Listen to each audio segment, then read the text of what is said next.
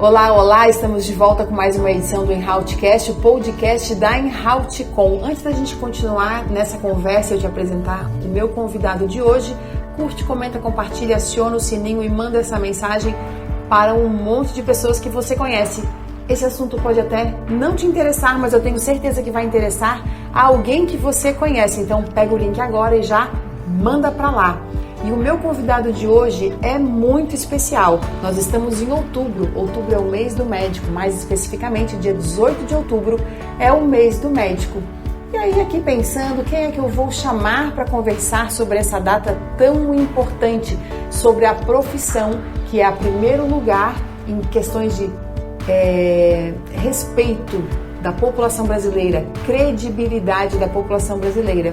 Eu teria que chamar um médico, mas não podia ser qualquer médico. Tem que ser um médico que efetivamente represente a classe. E por isso que eu escolhi esse meu convidado de hoje. Eu quero apresentar para vocês uma pessoa que é muito importante para a categoria médica, não só aqui no estado de Santa Catarina, mas também em todo o Brasil, que é o Dr. Vânio Lisboa, que é o presidente do Sindicato dos Médicos. Dr. Vânio é médico, ginecologista, médico legista, casado com a Annelise. Isso é só o que eu lembro aqui. Pai da Vanessa, da Paty, da Lisiane, avô de 3 netas, é só homem nessa vida, né? Muito obrigada, Dr. Vânio, prazer em recebê-lo aqui.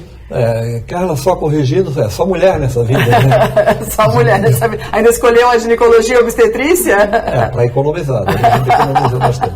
Mas, Carla, boa tarde, é uma alegria, uma satisfação a gente poder conversar com vocês um pouquinho a respeito do que é ser médico e da própria medicina em geral. Conta então, vamos começar do começo. Como é que vem a história do Vânio, já garoto, já queria ser médico? Como é que o Vânio chega na medicina? Como é que do Vânio vira o doutor Vânio? O Vânio desde menino sempre foi uma pessoa que gostava muito de estudar. Eu dividia meu tempo entre fazer as tarefas do colégio, jogar bola como qualquer criança, fazer as travessuras, andar de bicicleta, mas eu sempre gostei muito de estudar. E fomos levando isso aí, cursamos o científico, e depois veio a necessidade de escolher uma profissão. E dentre todas as opções que a gente foi apresentado, a medicina me encantou, né? Não só pelo fato de ser uma profissão que desenvolve a nossa expertise e a nossa necessidade de estudar, mas também desenvolve a nossa curiosidade, né, do que é o ser humano, de como é que o homem consegue, como é que essa máquina espetacular que é o corpo humano consegue fazer as coisas que ela faz. E aí fomos por esse caminho para entender um pouco mais essa fisiologia humana, essa natureza humana.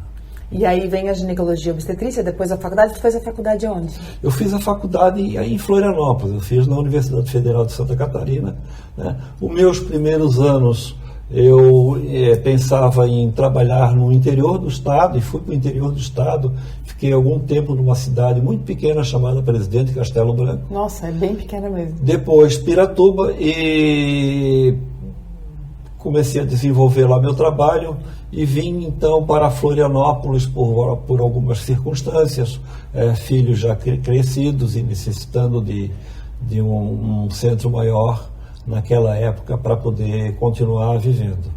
E depois de um certo tempo entendi que poderia fazer a residência em ginecologia obstetrícia, me matriculei nos programas de residência e fiz residência em ginecologia obstetrícia na maternidade Carmela Dutra, no qual me dei muito bem, tive ótimos professores e fiquei muito feliz com isso. E eu te conheço já antes de tu te aposentar, dessa vida aí da ginecologia obstetrícia no serviço público principalmente, né? Como é que entra essa vida sindical? Porque tem uma questão interessante para as pessoas que não sabem aqui em Santa Catarina, o médico que é sindicalista, ele não é remunerado, né? Então já tem que a medicina sustentando essa vida sindical. Como é que entra o sindicato na tua vida? Carla, o sindicato entrou dentro de um tempo em que o sindicalismo era muito diferente do que é hoje. nós vivemos uma parte em que os sindicalistas, eles se reuniam dentro de uma associação e que nós entendíamos que não prestava um serviço para a comunidade médica, e eu estou falando especificamente do sindicalismo médico, como nós entendíamos que tinha que ser feito, né? E surgiu de uma conversa entre amigos lá no Hospital Florianópolis, inclusive um dentre deles, o Ciro Sonsini, que vocês conhecem, que veio com uma pergunta: vem cá, o sindicato vale a pena? E aí nós começamos a pensar e discutir, reunimos outras pessoas, entendemos que o sindicato, como estava naquela época, não valia a pena. E que nós tínhamos que mudar esse tipo de pensamento. E entendíamos que o sindicato poderia valer a pena se fosse feito ou administrado ou conduzido de uma maneira diferente. E aí, então, nós nos organizamos e disputamos uma eleição onde tivemos aprovação por parte dos colegas médicos e pudemos tocar, então, esse sindicato dessa forma que nós pensamos, um sindicato voltado diretamente ao médico, diretamente às necessidades da categoria médica, mas um sindicato vivo, né? Porque a medicina e o médico, ele está evoluindo de uma maneira tal e de uma maneira tão rápida que nós tivemos que adaptar o nosso próprio pensamento para tentar acompanhar essa evolução. E nessa busca aí de atualizar o pensamento, o sindicato tem uma postura muito interessante aqui no Estado, que é a questão da política partidária. Não existe um partido hoje que administre o sindicato de Santa Catarina, né? Não, nós não temos nenhuma vinculação partidária, muito pelo contrário, nós aceitamos de bom grado todas as tendências que possam surgir dentro da política partidária. Agora, com uma ressalva: o nosso objetivo é aquilo que é de interesse da categoria médica, tá? Podemos conversar com todos, com todas as ideologias, mas sempre dentro e buscando aquilo que é melhor para o médico e para o desenvolvimento da sua função, da sua profissão, das suas atribuições. E isso eu vejo isso bem perceptível, porque com o fim da contribuição sindical, vários sindicatos fecharam no Brasil, né? De todas as categorias, de todas as origens, e o Sindicato Santa Catarina se manteve aberto, se sustentando com uma base de filiados. Isso é uma comprovação de que os médicos estão filiados pelo trabalho que é feito e não por uma questão do sindicato se sustentar pela questão da contribuição sindical. Tem essa visão também, né? Sim, nós nunca nos valemos da antiga contribuição obrigatória, aquela contribuição sindical obrigatória, para poder suportar as nossas atividades sindicais. A gente sempre nos valeu de médicos que se associam ao sindicato, e é desses médicos que nós arrecadamos a quantidade de dinheiro que nós precisamos para tocar todas as nossas atividades sindicais. E o Simesc hoje ele tem vários serviços, né, que são muito, muito fundamentais para a carreira do médico. Como é que o senhor analisa isso e ainda analisa o fato de muitos médicos não usarem essa estrutura, que tem um valor até bem irrisório de contribuição mensal? Bom, Carla, o que eu posso dizer para vocês é que todos nós que somos da diretoria do sindicato, nós não somos remunerados. Nada, zero. Nós não recebemos absolutamente nada, nem jeton, nem salário, absolutamente nada para participar como diretores do sindicato. Então, nós não temos sindicalistas profissionais. Isso não existe, né? O sindicato hoje está muito bem estruturado em Santa Catarina. O corpo de diretores é um corpo qualificado, né? O corpo de assessores também muito qualificado e de funcionários também. Nós hoje temos uma assessoria jurídica que nós distribuímos em 3 ramos diferentes. Seria o ramo da defensoria médica, onde o médico é defendido dentro das suas condições de trabalho, dentro do famigerado e, para nós, triste qualificação como erro médico, tudo que acontece que não dá certo, infelizmente, a sociedade e alguns advogados costumam rotular como erro médico, e a gente sabe que isso nem sempre é verdade. Nós temos um outro escritório de advocacia que trata muito precisamente, muito exclusivamente da questão de aposentadoria do médico. O que é que o médico tem que fazer para se aposentar? O médico vive muito do trabalho dele. E se ele para de trabalhar, ele para de receber. E quando ele ficar numa situação em que ele não mais vai poder trabalhar, como é que ele vai sobreviver? Então nós temos um escritório que trata exclusivamente dessa questão da aposentadoria. Mas isso é só para quando eu tiver com tantos anos de formação. Não, isso tem que começar agora. Quando o médico está saindo da faculdade, ele tem que planejar o futuro dele, ele tem que planejar a aposentadoria dele, que vai se dar lá na frente.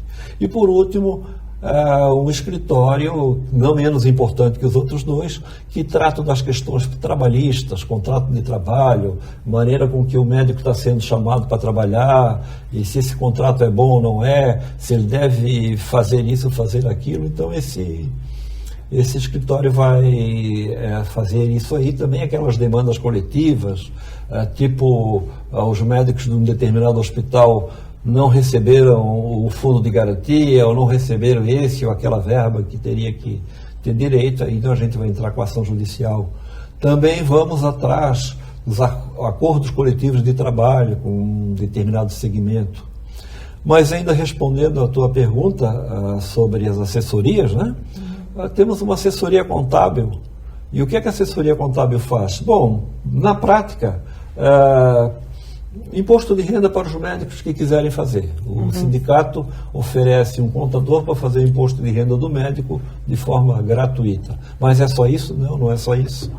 Eu estou recém me formando agora, e aí o que é que eu faço?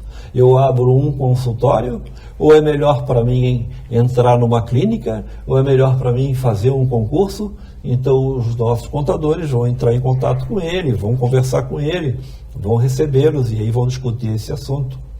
Temos também uma assessoria de imprensa, onde a gente é muito bem acolhido, muito bem representado nessa questão. E o que é que uma assessoria de imprensa faz? Ela divulga o sindicato num primeiro momento. Sim, mas divulgar o sindicato qualquer um divulga, isso é fácil? Não, não é assim tão fácil, porque tem outras coisas que essa assessoria faz. Nós tivemos situações em que o médico ele seria exposto a uma situação constrangedora na mídia, e aí a nossa assessoria de imprensa vai lá, conversa com essa mídia, explica o que é que está acontecendo, tal, e a gente sempre tenta amenizar a exposição. Né? Eu acho que sobre assessoria já falei bastante. As assessorias são muitas, tem um corpo de funcionários aqui também, né, na capital, e o sindicato também está espalhado por todo o estado, né, Vânia? Essa preocupação de... Nosso estado é um estado grande, né? E tem quantos médicos hoje, mais ou menos, CRMs ativos no estado? Bom, o sindicato, eu volto a afirmar, né? A gente diz que o sindicato é Santa Catarina. Por quê? Porque nós estamos em todas as regiões do estado, com diretoria formada em quase todas as regiões do estado. Né? Então, nós temos, e em quase todas as reuniões do estado, nós temos um advogado, um representante legal, para acompanhar o médico, quando ele precisar ir fazer um depoimento no conselho, ou mesmo numa delegacia, ou em qualquer outro lugar, e esse advogado está lá para acompanhar o médico nessa situação. E isso é importante para o colega, né, que não tem essa vivência jurídica, para que ele possa passar por isso. Mas respondendo à tua pergunta, o número de inscritos no Conselho hoje já beira 40 mil médicos, né? Em atividade, eu te diria, na faixa de uns 35 mil. É bastante gente, é muita gente, né? É bastante gente. Muito médico espalhado. E o sindicato dá essa cobertura para esses profissionais, porque a medicina, as pessoas não entendem muito que a medicina é diferente, né? De qualquer outra profissão. E quando eu falo isso, eu digo, quando a gente está num avião e alguém passa mal, ninguém chama para uma jornalista. A não ser que seja para registrar a desgraça que esteja acontecendo lá dentro. Mas quando a comissária chama, ela pede, pergunta se tem um médico a bordo. E eu já peguei um avião em que ela começou, tem algum médico a bordo? Ninguém se manifestou. Aí ela foi pro enfermeiro, não tinha ninguém, ela foi pro técnico de enfermagem, ela estava quase chamando o jornalista para registrar a incompetência dela de conseguir alguém que ajudasse a socorrer aquela pessoa. Então, a medicina tem isso, né? Acredito que esse é o grande desafio, a fazer a sociedade entender esse papel do médico, né, na sociedade. Uhum. O médico é uma figura, é um personagem que vem evoluindo de uma maneira, assim, muito diferente à medida que o tempo foi passando, né? Não podemos esquecer que São Lucas era médico, e ele era um escravo. Então, ser médico naquela época era um serviço que era assim numa qualificação muito deprimente, né? Um escravo era médico, né? Depois melhorou bastante, aí os barbeiros passaram a ter o status de médico. Ele era barbeiro, então já podia exercer a medicina. Porque mexer com a lâmina, né, para fazer a barba. Então isso aí veio passando e a ciência foi evoluindo, e hoje o médico ele é um grande administrador de recursos técnicos invejáveis. Incrível, né? Mas ao mesmo tempo que a gente tem isso, nós temos aí um grande debate para a categoria médica, que é a abertura de escolas de medicina, de aumento de vagas em cursos de medicina. Como é que o sindicato tem trabalhado essa questão e tem visto isso? O sindicato vê com preocupação, né? Ele vê com preocupação porque nós estamos perdendo, nós que eu falo não é nós médicos, nós sociedade, estamos perdendo um pouquinho do que é a noção de ter o médico ao nosso lado, né? O médico não é só aquele que cura, ele também cura, mas o médico é também aquele que segura na mão, aquele que afaga, aquele que diz, olha, teu caso é grave e eu vou ficar contigo até o fim. Então o médico é isso tudo, não é só essa questão resplandecente, reluzente que tem em termos de medicina. Nós temos esse viés aí também para esse seria o principal desafio hoje da medicina, a formação acadêmica, ou temos outros desafios aí na profissão? Residência médica, o que mais tem de... Bom, se nós levarmos para esse lado da formação médica, nós temos muita coisa ainda que temos que evoluir, né? Eu tenho a minha sensação de médico já de quase 70 anos de idade, é de que nós temos que voltar um pouquinho no ensino das superficialidades da medicina, como os primórdios da medicina, como é o exame físico, o olhar para o paciente, o escutar o paciente, o olhar para ele, ver a angústia dele, ver o que é que ele está sentindo, buscar nele qual é o problema que ele realmente tem. Às vezes os pacientes não nos trazem muito claro aquilo que eles querem ou aquilo que eles estão pedindo, e nós vamos ter que ver através do olhar dele qual a necessidade que ele está tendo. E o nosso mundo hoje, ele está perdendo muito disso, o médico está perdendo muito disso. Então, eu entendo que os cursos de medicina têm que se voltar para estudo da semiologia médica, de saber examinar um paciente, de saber conversar com ele, de entender o que é que ele está pedindo. Os médicos, os sindicatos falam muito, né? O sindicato é filiado à federação, fala-se muito na questão da interiorização do médico e de que o Brasil tem pouco médico, né? É o que falam por aí, que a imprensa fala bastante, que o Brasil tem pouco médico, interiorização do médico. Como é que está hoje essa questão da carreira médica? Isso é uma situação que pode sair do papel a qualquer momento, ou isso já foi abortado e é apenas ainda um sonho dos sindicalistas? Bom, foi gestado dentro do governo 2 programas. Um programa chamado Mais Médicos, onde eles trouxeram profissionais sem uma regularização de que são realmente médicos ou não, nós não conseguimos essa comprovação, porque os próprios conselhos não conseguem fazer isso, uma vez que esse número de inscrição é dado pelo Ministério da Saúde como um programa governamental vindo não sei de onde, né, que dá essa qualificação para ele trabalhar. E a gente vê alguns absurdos nesses profissionais, como pedidos de exame tipo ultrassom de barriga, umas coisas assim que não existem dentro da medicina. Nós não usamos esse tipo de termo. Isso é daqueles que não são médicos e que estão exercendo sob o aval do Ministério da Saúde essa função. E temos médicos pelo Brasil, um outro programa já um pouquinho diferente, onde são aceitos apenas aqueles profissionais que têm inscrição nos conselhos regionais de medicina e que aí então teria com certeza a sua capacitação comprovada para exercer a medicina. E aí a gente tem também uma novidade, né, que é do mundo para cá, né? De alguns anos para cá, que são as transformações nas relações de trabalho. E o médico tem deixado de ingressar no serviço público via concurso público, não porque ele queira, é porque realmente não tem. E a gente tem a questão da pejotização na medicina. Como é que o senhor avalia isso?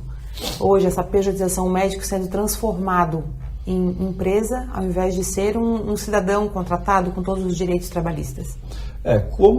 Como médico e como sindicalista, eu acho isso lamentável. Tá? Nós tivemos um tempo em que o médico não recebia salário, ele recebia um honorário. Era um valor em honra do trabalho que ele prestava. Então ele não era empregado de ninguém, ele era chamado em casa, isso aí nós estamos falando de coisa de 200 anos atrás, para prestar um determinado trabalho, e em função daquele trabalho ele recebia um honorário. Depois a medicina foi se adaptando à exigência do mundo, que foi se atualizando, e passamos a ter médicos contratados, ou por empresas, ou pelo Estado, que se propôs a dar saúde, né, para o cidadão. E agora nós parece que estamos voltando a alguma coisa que eu não sei direito como explicar para vocês. O hospital contrata a faxineira, contrata o técnico de enfermagem, contrata o enfermeiro, contrata o bioquímico e todo o corpo de funcionário. Contrata, no caso, carteira assinada, com os direitos e garantias dos trabalhadores, férias, 13º, licenças, férias. Carteira do trabalho e todas as implicâncias da legislação trabalhista que tem no Brasil. E o médico não. O médico ele é contratado como uma pessoa jurídica. Então, uma pessoa jurídica, de uma certa maneira, ele parece ser bom, porque a pessoa jurídica ela paga menos imposto do que a pessoa física. Né? Mas você imagina uma médica que é contratada como uma pessoa jurídica para atender a emergência de um hospital. O dia que essa médica ficar grávida e tiver que se ausentar para ter o seu filho e para ficar com seu filho, ela não vai ter salário, ela não vai receber nada. Porque ela não tem nenhum direito trabalhista. Isso não acontece. É um contrato de uma pessoa jurídica que é o hospital, que é outra pessoa jurídica que é o médico. Então, eu te diria que é o canto da sereia.